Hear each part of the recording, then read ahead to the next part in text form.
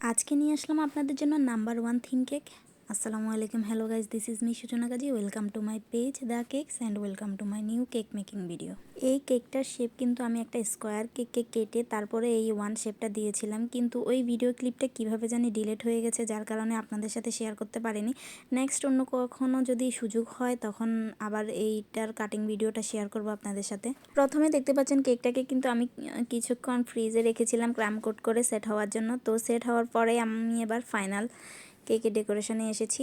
তো রেফারেন্স পিকচারে যেরকম ছিল বা আপু যেরকম বলেছে যে পিঙ্ক কালারের মধ্যে হবে ফুল কেকটা, তো আমি সেরকম করার চেষ্টা করছি। এই শেপগুলোর কেকের ক্রিমটা যদি আমরা পাইপিং ব্যাগ দিয়ে দিই তাহলে ফুল কেকটার ফিনিশিংটা ভালো আসে, যার কারণে আমি ফুল কেকটাতে পাইপিং ব্যাগ দিয়ে কিন্তু ক্রিমগুলো দিচ্ছি, যাতে সব সাইডে সমানভাবে ক্রিমটা পড়ে আর লাস্টে ফিনিশিংটা যাতে ভালো আসে।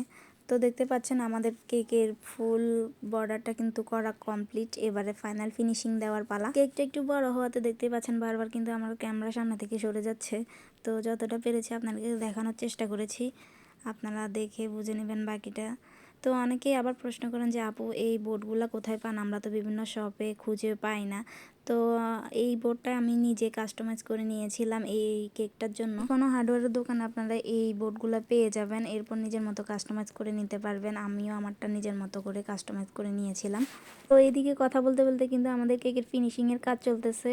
এই কেকটার ফিনিশিং দিতে কিন্তু আমার অনেকটা টাইম লেগেছিল, যেহেতু 1 শেপ মানে আস্তে আস্তে আস্তে আস্তে ফিনিশিং দিতে হয়েছে পুরো কেকে। সবসময় এই নাম্বার থিম কেকগুলো আমার একটু ভেজাল লাগে, কারণ এইগুলোতে ফিনিশিং দিতে অনেকটা সময় চলে যায়। তো পুরো কেকটার ফিনিশিং দেওয়া শেষ, কিন্তু এদিকে আমি আবার একটা স্ক্র্যাপার দিয়ে এই উপরে জিগজ্যাগ ডিজাইনটা করে নিয়েছিলাম। ওই ভিডিও ক্লিপটাও হয়তো ডিলিট হয়ে গেছে, ওই জন্য আর শেয়ার করতে পারিনি। তারপরে দেখতে পাচ্ছেন কিন্তু আমি ছোট একটা স্টার নজেল দিয়ে নিচের বর্ডারটা করে নিচ্ছি, এতে কিন্তু কেকটা আরও বেশি হাইলাইট হচ্ছে বা ফোকাস করতেছে কেকটা। এই বর্ডারগুলো দিলে কিন্তু কেকের সৌন্দর্য আরও বেশি বেড়ে যায়। তো আমি এই স্টার নজল দিয়ে সেমভাবে উপরের বর্ডারটাও দিয়ে দিব। এই পিঙ্ক কালারের কেকগুলো কেন জানি না বারবার ফোকাস সরে যায়, লাইটিংয়ের ফোকাসটাও সরে যায় বারবার, আমি বুঝি না। পিঙ্ক কালারটা একবার হোয়াইট হয়ে যায়, একবার পিঙ্ক দেখা যায়, একবার বেশি লাইট হয়ে যায়। এই সব সময় পিঙ্ক কালার কেকের ভিডিও করতে গেলে এই সমস্যাটা আমি দেখতে পাই। এই পিঙ্ক কালারটা নিয়ে এই সমস্যাটা হয় কেন, কেউ যদি জানেন আমাকে জানাইয়েন, তাহলে নেক্সট ভিডিওতে আরও সুন্দর করে ভিডিও করতে পারবো। তো দেখতে পাচ্ছেন যে আমি এখানে নামটা কিন্তু লিখে ফেলেছি, এটা অফ ক্যামেরাতে লিখেছিলাম, পরে মনে হয়েছে যে আমি ভিডিও তো অন করিনি। যাই হোক, তারপরে আমি পন্ডেট দিয়ে কয়েকটা স্টার বানিয়ে নিয়েছিলাম, এগুলাই এখন পুরো কেকের মধ্যে দিয়ে দিব। এই হোয়াইট কালারের স্টার দেওয়াতে কেকটা কিন্তু আরও বেশি গর্জিয়াস মনে হইতেছে। তো পুরো কেকের মধ্যে আমি এই হোয়াইট কালারের স্টারগুলো বসিয়ে দিচ্ছি একটা একটা করে। এই কেকটা কিন্তু 1 বছর আগের করা আমার একটা কেক ছিল। দেখতে পাচ্ছেন ভিডিও তখন এত পারফেক্টলি পারতাম না, তো ওই জন্য বারবার ক্যামেরার অ্যাঙ্গেল সরে যাচ্ছিল। মাঝখানে কয়েকটা ক্লিপ ডিলেটও হয়ে গেছে।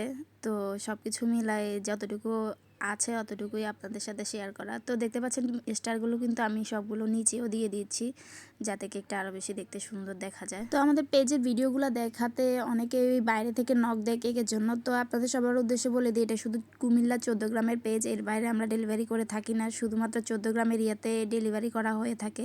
তো আপনারা যারা 14 গ্রাম এরিয়াতে আছেন তারাই শুধু পেজে নক দিবেন। পেজে অটো মেসেজে কিন্তু লোকেশনটা বলা হয়ে থাকে, আপনারা হয়তো খেয়াল করেন না, তো তাদের উদ্দেশ্যে বলছি মেসেজটা খেয়াল করবেন, লোকেশনটা কোথায় দেওয়া আছে, তারপরে ইনবক্স করবেন। তারপরে দেখতে পাচ্ছেন কিন্তু কেকের মধ্যে আমি অনেকগুলো বাটারফ্লাই অ্যাড করে দিচ্ছি পুরো কেকের পাশে দিয়ে। এই বাটারফ্লাইগুলো দেওয়াতে কেকটা কিন্তু দেখতে আরও বেশি গর্জিয়াস মনে হচ্ছে। এই বাটারফ্লাইগুলো কিন্তু অবশ্যই খাওয়া যাবে, এটা ফন্ডেন্ট দিয়ে তৈরি করা, গোল্ডেন কালারে তৈরি করেছি যাতে একটু কেকটা হাইলাইট হয়। এখন অনেকের প্রশ্ন হতে পারে যে আপু বাটারফ্লাইগুলো কিভাবে কেটেছেন। এটার একটা কিন্তু কাটার আছে, যেটা আপনারা বিভিন্ন বেকিং দোকানে গেলেই পেয়ে যাবেন, বাটারফ্লাই কাটার বললেই হবে। আমি প্রথমে হোয়াইট কালার বাটারফ্লাই বানিয়ে তার উপরে গোল্ডেন ডাস্ট দিয়ে কালার করে দিয়েছি, তারপরে এটা কিন্তু গোল্ডেন কালার এসেছে। তো আপনারাও চাইলে এরকম করে বানিয়ে নিতে পারেন, কেকগুলো দেখতে কিন্তু আরও সুন্দর হয় এগুলো কেকে বসালে। লাস্টে আমি কয়েকটা সুইট বল অ্যাড করে দিচ্ছি গোল্ডেন কালারের, যেখানে যেখানে গ্যাপ মনে হচ্ছে সেখানে সেখানে আমি সুইট বলগুলো দিয়ে দিচ্ছি। এই তো আমাদের কেকের ফাইনাল লুক কেমন লেগেছে অবশ্যই কমেন্ট করে জানাবেন। আপনাদের ভালো ভালো কমেন্টগুলো দেখেই কিন্তু আমি নতুন ভিডিও দেওয়ার আগ্রহ পাই।